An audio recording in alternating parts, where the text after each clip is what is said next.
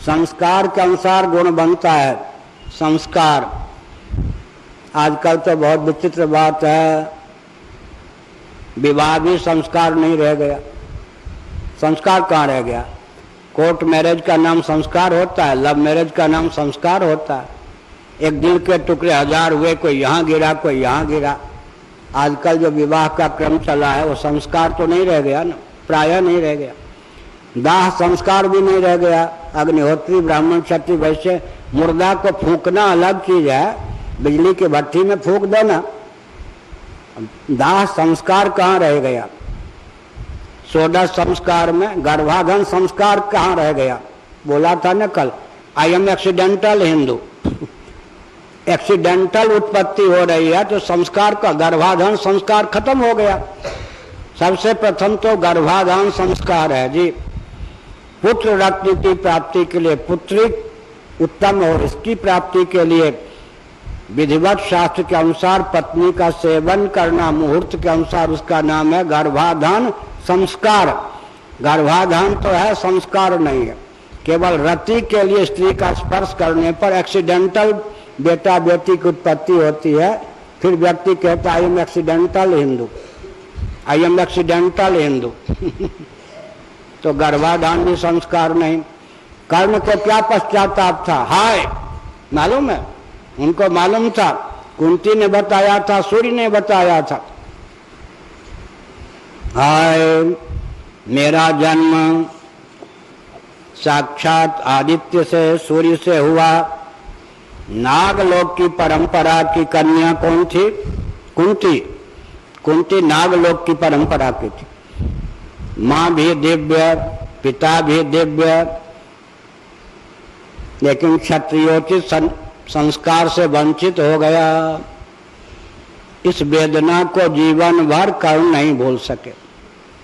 अब उन माता पिता की अज्ञता पर हम लोगों को रोना आता है। ब्राह्मण कुल में, क्षत्रिय कुल में, वैश्य कुल में किसी का जन्म हुआ, पुरुष है, जनेऊ नहीं। हरियाणा आदि में तो ब्राह्मण भी जनेऊ नहीं धारण करते। राजस्थान आदि में क्षत्रिय वैश्य भी जनेऊ नहीं धारण करते। हत्यारे हुए या नहीं माता पिता? हत्यारे हो गए। भगवान ने ब्राह्मण कुल में जन्म दिया, क्षत्रिय कुल में, वैश्य कुल में जनेऊ ही लुप्त। इसका मतलब माता पिता हत्यारे हो गए। संस्कार नहीं तो मनुष्य क्या है? पशु सरीखा हो जाता है। कर्ण को क्या था कष्ट? आहा, कदाचित क्षत्रियोचित मेरा संस्कार हुआ होता, फिर क्या कहना।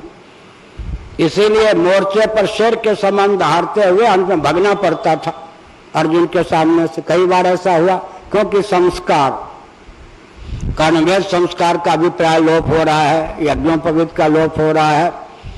इसीलिए कहा संस्कार के अनुसार भी गुण पड़ता है।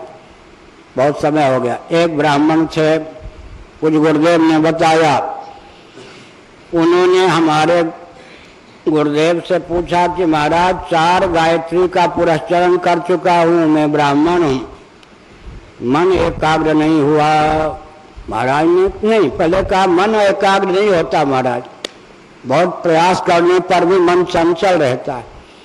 पूज्य गुरुदेव ने कहा गायत्री का पुरस्चरण करो। महाराज 4 कर चुका हूँ, 4 गायत्री का पुरस्चरण कर चुके, फिर भी मन तुम्हारा शांत नहीं। महाराज ने कहा अच्छा समझ गया, तुम्हारा यज्ञोपवीत कब हुआ ये बताओ। महाराज यही तो रोना है। ब्राह्मण बालकों का यज्ञोपवीत 8 से 16 वर्ष की आयु तक हो जानी चाहिए। 16 वर्ष के बाद विवाह के समय हुआ। महाराज ने कहा तुम्हारा मन एकाग्र नहीं होगा।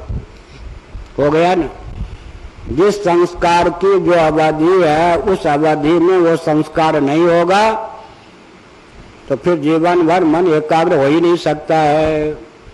आप विवाह के समय जनेऊ कर देते हैं, करते ही नहीं हैं, जनेऊ को फेंक फांक देते हैं। तो संस्कार, ये अंग्रेजों की कूटनीति है कि संस्कार विहीन हो जाए हिंदू तो ये हो गए भ्रष्ट। भ्रष्ट पर हम लोग शासन कर सकते हैं। अगर संस्कार युक्त रहेंगे या हिंदू, इन पर हम शासन नहीं कर सकते। हमने तो कह दिया, हमसे कोई भिड़े ना। दम्भ पूर्वक अहम पूर्वक नहीं कहते। सनातन धर्म की रक्षा के लिए अहंकार को आरोपित करके अहंकार का उपयोग करते। हम पर विजय प्राप्त करो ना। क्या मतलब है? अगर किसी ने सनातन धर्म को समझा है, दर्शन को, विज्ञान को, उसको उस पर प्रहार करो ना, उससे भिड़ो ना, चकनाचूर हो जाओगे। मनु की परंपरा रहेगी तो हम शासन नहीं कर सकते। इसलिए मनु के प्रति द्वेष उत्पन्न करके ब्राह्मण, क्षत्रिय, वैश्य, शूद्र के जो धर्म हैं उनके प्रति द्वेष उत्पन्न करके दिशाहीन शासन तंत्र को जन्म दिया अंग्रेजों ने। पूरा भारत अंग्रेजों की दिशाहीन कूटनीति का मारा हुआ है। और कष्ट की बात यह है कि भारत के राजनेता ये समझते नहीं कि आज भी हम गुलाम हैं, आज भी हम परतंत्र हैं।